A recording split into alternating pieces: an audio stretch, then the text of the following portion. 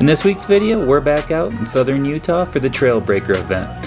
We're going to test out that new buggy I just finished a little bit more. We're going to have some trail action from the Ironman Trail, and then check out the finale of Trail Breaker. So we are out here just messing around on some random stuff at Sand Hollow. This place is an open OHV place, so you can pretty much drive anywhere you want.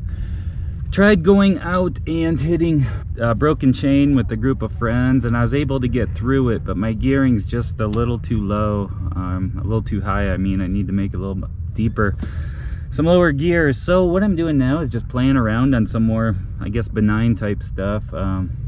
Just trying to feel everything out and get a little seat time in this.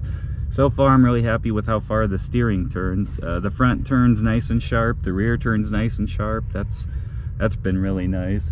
And just trying to get used to how the car handles with these air shocks and stuff. It handles a little different. So, yeah, just kind of playing around, checking things out.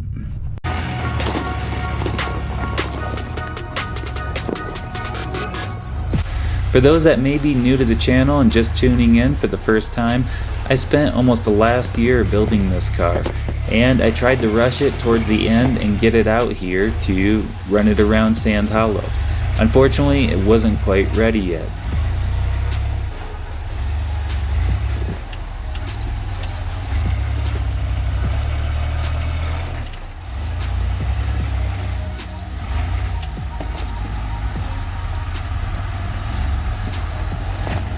Overall, I'm happy with how the build turned out.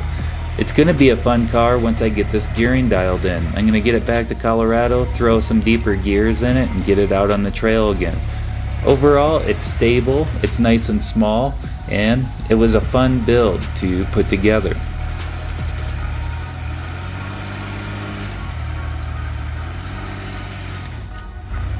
I knew it was going to be a bit of a stretch to take a brand new, untested buggy out to Sand Hollow and expect to just hit the trails running. There's always got to be something that gets in the way, but overall I was happy with how the build came out. One of the idler wheels for the serpentine belt also had a bad bearing as well. That was squeaking like crazy, and I was going to get that replaced as soon as I get back as well. While I was getting some seat time in the new buggy, Emily was getting seat time in the Can-Am. I think she's hooked on this driving thing, and I think we're going to see her driving some other stuff here shortly as well.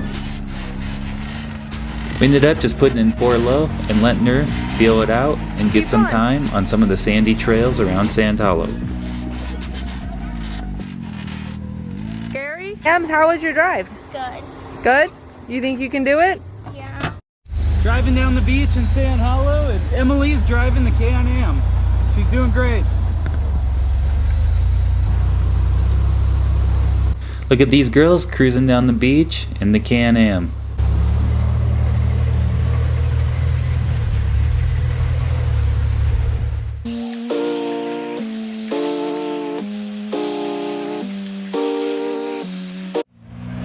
Catching up with Jeff McKinley and crew out on the Ironman Trail. Jeff got to name this trail a few years back when he won Trail Hero. As part of winning Trail Hero, you get to name the trail that you won on. In this particular case, Jeff named it Ironman. Jeff's a really good spotter. Whenever you're out on the trail and things aren't working out quite just right, he's the guy you want coming around and giving you a spot through a gnarly section. This trail is one of the more technical ones that you're going to find out in Sand Hollow, so it's cool to get to tag along and watch the guys run through this. This trail is pretty wild. It's got all kinds of different obstacles on it, including really steep lines.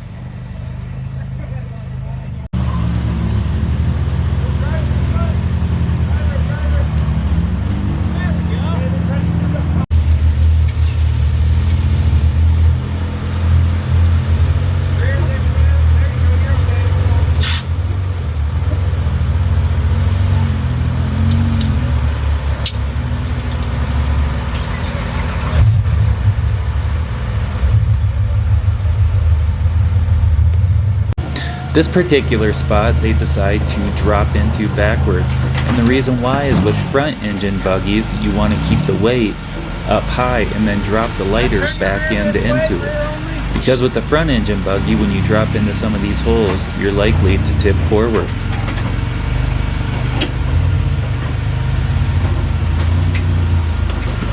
Everyone takes turns dropping into this, and as you can see, you don't have very far to back up if things start getting weird and you have to grab reverse.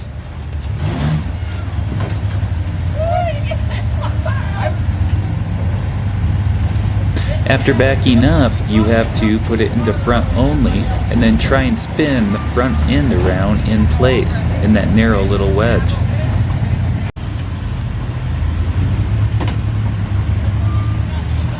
These buggies just work so well.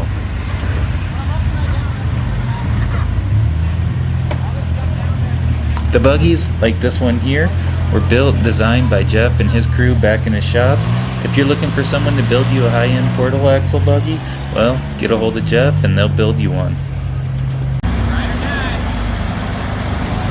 When you run stuff this hard, it's inevitable somebody's gonna find themselves upside down.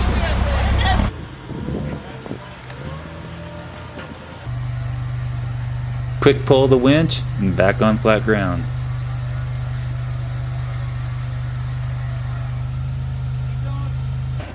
Jesse Haynes is in his rear engine competition buggy, and since the engine's in the rear, he's going to drop into this hole going forward.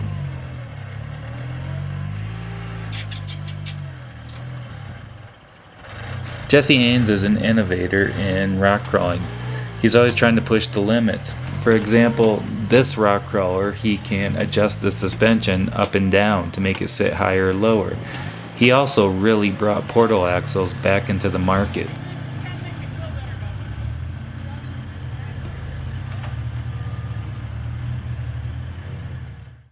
The next day, we end up going over and checking out the main event. This is the Trailbreaker finale. In this event, the top drivers are all competing against each other.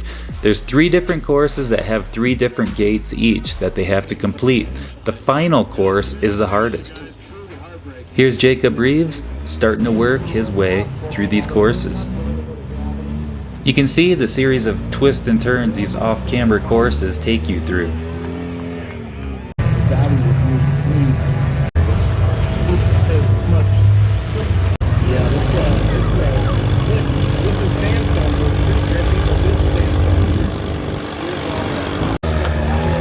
This particular spot is a big off-camber wall that's a lot worse looking in person than it is on video.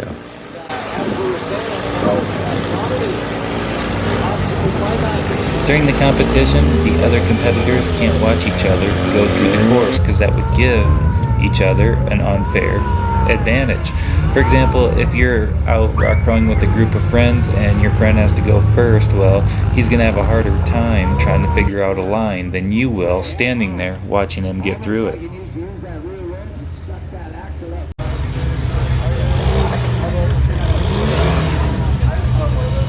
Everyone's trying to complete these courses as quick as they can, but just completing these courses alone is a feat unto itself.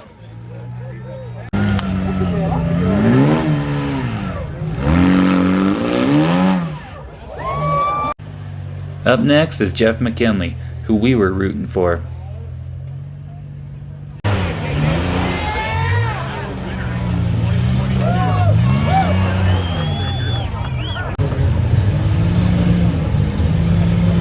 Jeff made pretty quick work of these courses.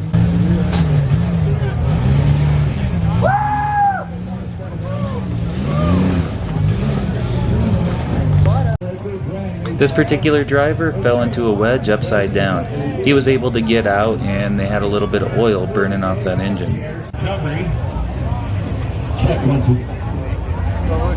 Fantastic runs. This is Jesse Haynes on course 3, gate number 2. This was a really technical spot that tripped up quite a few people.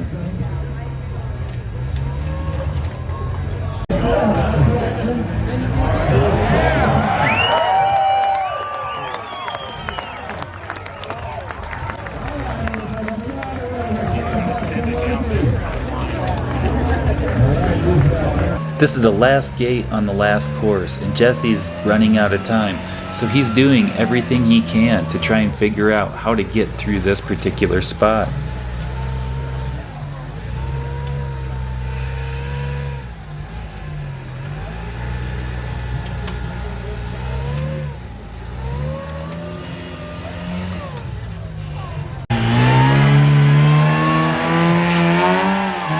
As time's running out, Jesse's getting a little bit more impatient and doing everything he can to just try and get through this final wedge.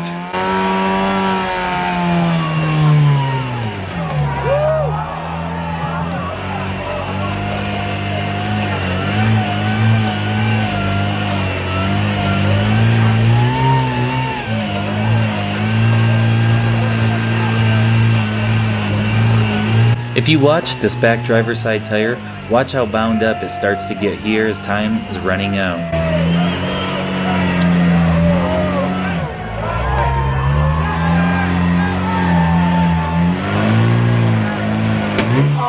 People are trying to tell him he's out of time, however he keeps pushing through.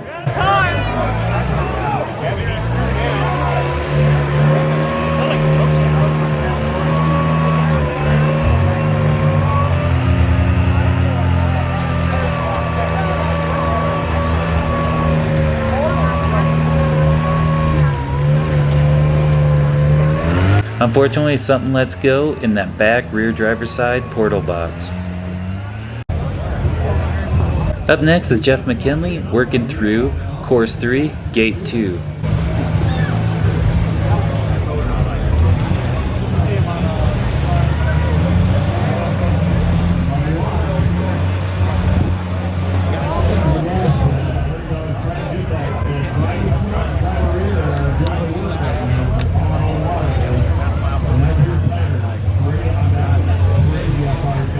Watch Jeff continue to work that rear steer, and what he's doing is trying to find traction any way he can. He knows that he just needs to get that back passenger tire to squeeze up and around that rock and pull him over. There you go.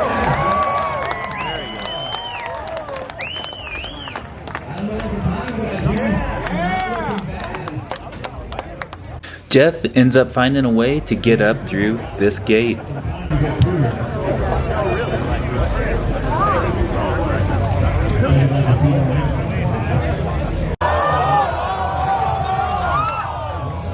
As Jeff was rushing over towards Gate 3, he ends up taking a tumble down this hill, and when he does that, he ends up taking out a flag. Even though he ends up on his tires, he ends up disqualified. Congrats to Dave Wong, the winner of the Trailbreaker event. Every afternoon when things got hot, we found ourselves sitting down by the beach to cool down by the water.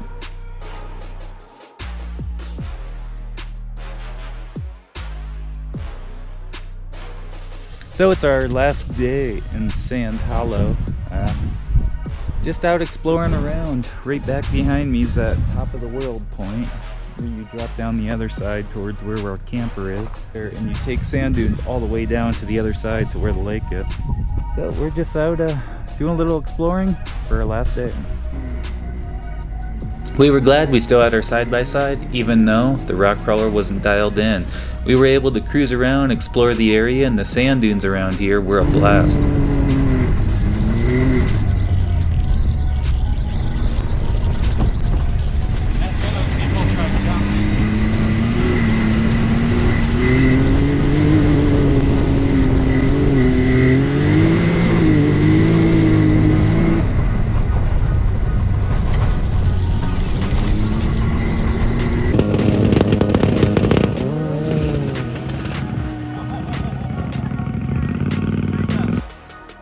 Overall, we had a blast out at Trail Hero. There was a lot of different events going on and a lot of different things to check out. The vendor row out at Trail Hero was a lot bigger than I expected as well. They had climbing walls and such set up to keep it fun for the kids.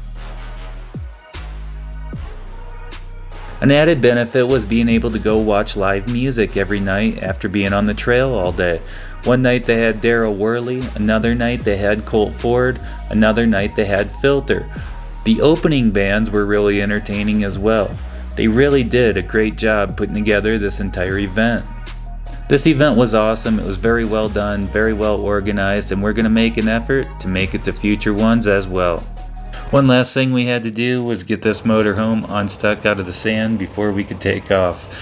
Luckily, Casey's towing was just around the corner and he was helping get all these campers unstuck. It's a good thing because we needed that big 5-ton military vehicle to help get us back out of that sand.